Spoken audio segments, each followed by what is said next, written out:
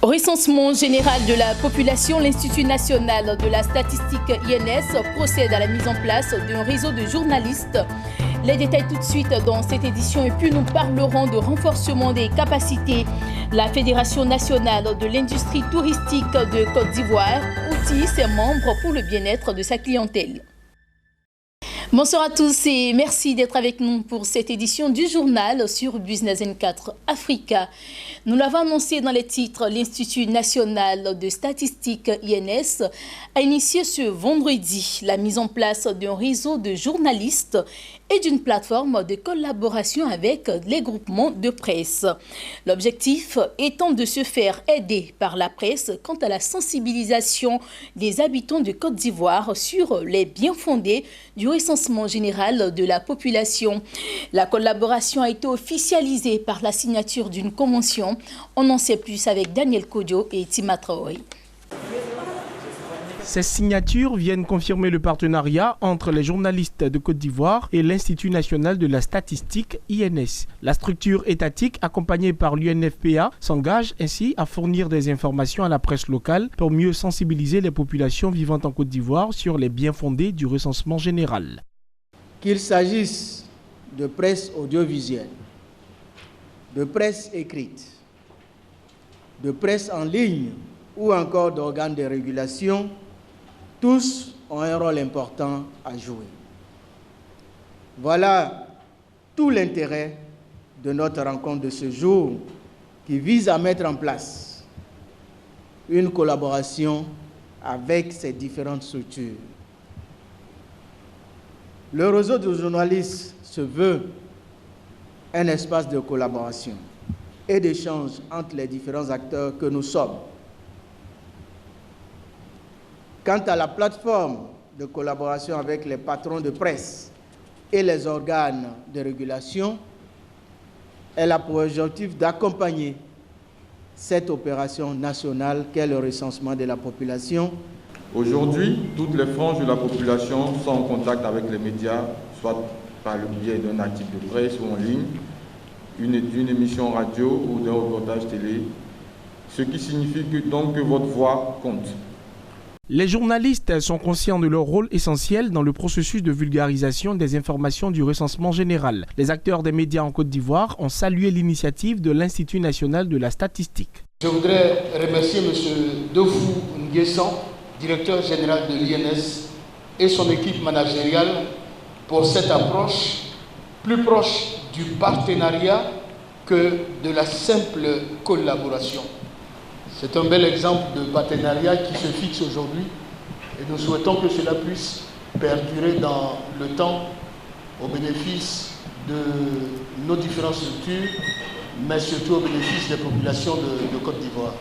Le recensement est une nécessité pour une nation moderne de connaître les caractéristiques de sa population à des périodes données. De ce fait, l'INS a marqué son intérêt par la presse en offrant aux journalistes des kits composés de documentation sur le recensement général de la population et un Wi-Fi Pocket. La phase de collecte de la cartographie censitaire du district d'Abidjan va démarrer le 2 septembre 2019, tandis que le dénombrement au niveau national sera réalisé de mars à avril 2020. La presse et l'Institut national de la statistique INS feront ainsi chemin ensemble pour la mise en œuvre de ce projet de grande envergure sociale. On parle d'hôtellerie et de tourisme à présent. La Fédération nationale de l'industrie touristique de Côte d'Ivoire, FENITOURSI, a procédé au renforcement de capacité de ses membres. Une initiative qui vise à renforcer la qualité de ses services pour le bien-être de sa clientèle. Le reportage est signé Zénab Dosso, Tima Traoré. Il est commenté par Hervé Blagnon. Des insuffisances observées au niveau des services des établissements touristiques. C'est le constat fait par la FENITOURSI, la Fédération de l'industrie touristique de Côte d'Ivoire. C'est pourquoi cette organisation a suscité une séance de mise à niveau de ses membres, précisément les hôteliers et les restaurateurs. Vous savez, nous avons fait l'état des lieux du tourisme ivoirien et sous-régional et nous avons constaté que les services, la qualité des services dans nos établissements d'hébergement, de restauration est à désirer. Alors nous avons sollicité un renforcement des capacités de nos membres. Et nous avons décidé de faire le renforcement des capacités de nos membres dans l'hygiène.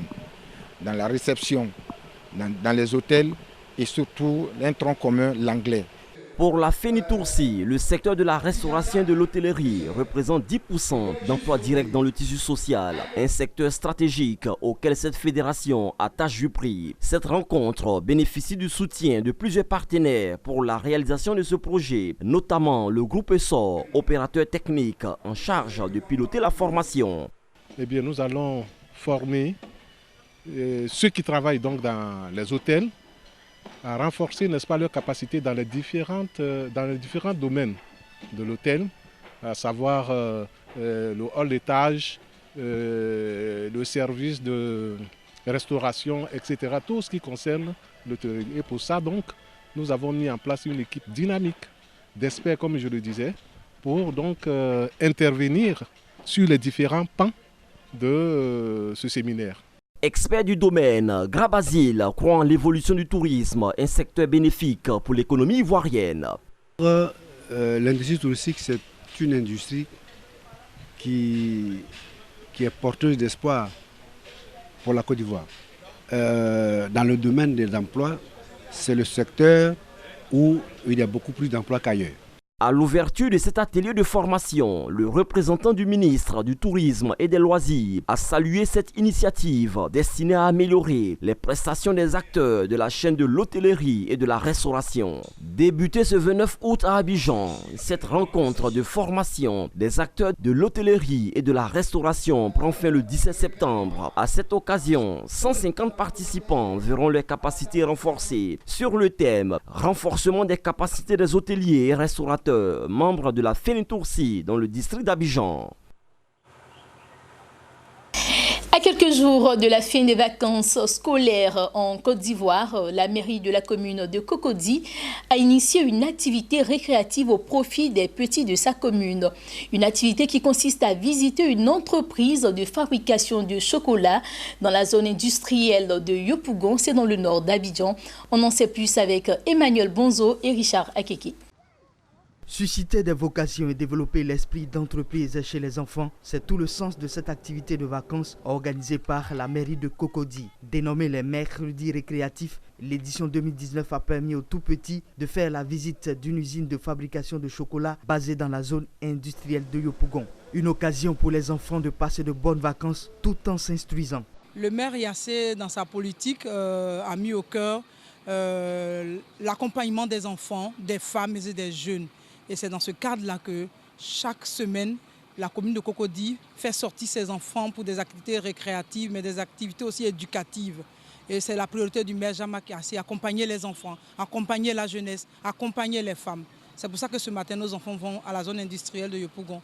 Une fois à l'usine, la visite a démarré par une projection de film pour présenter l'entreprise chocolatière. Pour cette étape, les responsables de la structure ont fait connaître aux enfants les différentes unités de l'usine. Après cela, ils ont eu droit à une visite pratique pour voir concrètement toute la chaîne de fabrication du chocolat. Les tout-petits se sont imprégnés de tout le processus entrant dans la transformation de la fève de cacao en chocolat. Du magasin d'entreposage des fèves de cacao au produit fini, ils ont montré leur émerveillement devant les différents processus pour obtenir le chocolat. Des étapes qu'ils ont trouvées instructives. Je trouve ça fascinant. C'est très instructif pour moi. J'ai trouvé la visite à l'usine de chocolat rigolo et je me remercie le maire Jean-Marc Yassé. J'ai trouvé la sortie très rigolote et passionnante. J'aimerais qu'on m'invite encore pour une prochaine fois. Je veux remercier le maire pour tout ce qu'il a fait pour nous. En cette période de vacances, la mairie de Cocody permet aux enfants de sa commune de s'égayer, s'amuser tout en apprenant. Ainsi, les mercredis récréatifs font partie des chapelets d'activités auxquels ont eu droit les tout-petits de Cocody pour les vacances 2019. Place à l'entrepreneuriat à présent. Depuis novembre 2018, la Fondation Jeunesse Numérique sillonne toute la Côte d'Ivoire pour inciter les jeunes à entreprendre dans le numérique, un secteur d'avenir. Et pour cela, elle était pendant 3 jours dans la ville de Grand-Bassam pour sensibiliser les jeunes sur la question. On en sait plus avec Emmanuel Bonzo et Eliane Kwasi. La caravane de la Fondation Jeunesse Numérique a posé ses ordinateurs et instruments numériques dans la commune historique de Grand-Bassam. Pour cette 9e étape, Les jeunes ont répondu nombreux à l'appel de cette organisation engagée dans la sensibilisation et la promotion du numérique en Côte d'Ivoire. Face au chômage en masse des jeunes, cette fondation présente le numérique comme une meilleure alternative pour résoudre ce problème. Ainsi, à travers cette caravane, elle incite les jeunes à s'intéresser à ce secteur pourvoyeur d'emplois, notamment dans l'entrepreneuriat numérique. Il s'agit véritablement de donner des bases pendant ces quelques jours ensemble à ces jeunes-là pour qu'ils sachent que le numérique, ils peuvent l'utiliser. Quel que soit leur domaine d'activité, ils peuvent utiliser le numérique de manière à améliorer leur activité, améliorer leur performance, accroître la taille de leur marché, communiquer plus largement sur leurs produits et leurs services. Comme les étapes précédentes, les jeunes de Grand Bassam ont eu droit à une série de formations et à des séances de coaching pour comprendre l'écosystème et les nouveaux métiers du numérique, des secteurs porteurs pour tout jeune ambitieux. Je suis convaincu que le digital va remplacer énormément de métiers bientôt. Et dans les chaînes de fabrication, on commence à avoir beaucoup moins de personnes parce qu'il y a vraiment l'Internet des objets, il y a la robotisation. Et je suis sûr que c'est vraiment le secteur d'avenir. Et je voulais, à travers cette formation, savoir comment est-ce que, à travers le numérique, je pourrais, un jour, quand je vais réaliser mon projet, comment est-ce que le numérique peut m'aider à porter à bien mon projet. Aujourd'hui, les jeunes en quête d'emploi doivent être encouragés à l'entrepreneuriat numérique. Il se veut être un secteur performant et compétitif à forte potentialité de croissance. Une aubaine pour tout jeune désireux de travailler à son propre compte. Certains jeunes aujourd'hui sont toujours en activité, la plupart d'ailleurs d'entre eux sont toujours en activité, ont un chiffre d'affaires correct qui leur permet de vivre et ont créé des emplois. Même si un jeune a créé 3 emplois, c'est déjà une victoire dans un contexte de fort taux de chômage. Aujourd'hui, certaines des startups qu'on a accompagnées ont 7, 15, 22, 35 employés. On en a même un qui a passé la barre des 100 employés l'année dernière. À l'étape de Grand Bassam, la caravane a bénéficié du soutien des autorités municipales pour qui l'insertion des jeunes dans le tissu social demeure une préoccupation. Demain, on appellera analphabètes tous ceux qui ne seront pas au temps du numérique. Donc si cette fondation fait de la caravane pour essayer de sensibiliser nos jeunes à être dans le numérique, nous en tant qu'élus locaux, nous sommes très heureux et nous encourageons la jeunesse de Bassam. Via cette caravane, la Fondation Jeunesse Numérique va sillonner les 31 régions de Côte d'Ivoire en vue de former 10 000 jeunes à l'entrepreneuriat numérique. Jusqu'à ce jour, près de 2500 jeunes, dont 35% de femmes, ont été formés après 8 étapes à l'intérieur du pays. On reste toujours dans le numérique, mais cette fois-ci en bref et en images avant de refermer cette édition. L'Afrique numérique 2020 et le groupe d'investissement japonais, la création de marchés pour la numérisation de l'Afrique. C'est le thème du séminaire tenu lors de la 7e conférence internationale de Tokyo. Une rencontre qui vise à favoriser l'espace numérique en recentrant les priorités de développement du secteur agro-industriel de l'Afrique, mais surtout à surmonter les nombreux obstacles. Et puis au Ghana, du 3 au 6 septembre prochain, la capitale Accra va accueillir la 9e édition du Forum pour la Révolution verte en Afrique.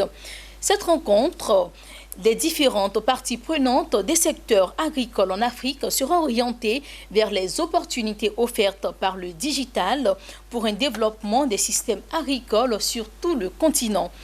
Le marché des services numériques pouvant aider les petits exploitants est valorisé à plus de 2 milliards de dollars. Ces solutions numériques comprennent par exemple des services de conseil offrant la possibilité aux agriculteurs de s'informer sur la météo via des SMS, des applications mobiles ou encore des services financiers. Voilà donc qui met fin à cette édition. Merci à vous, mesdames et messieurs, de nous avoir suivis. Restez sur Business N4 Africa. Les programmes se poursuivent et à très bientôt.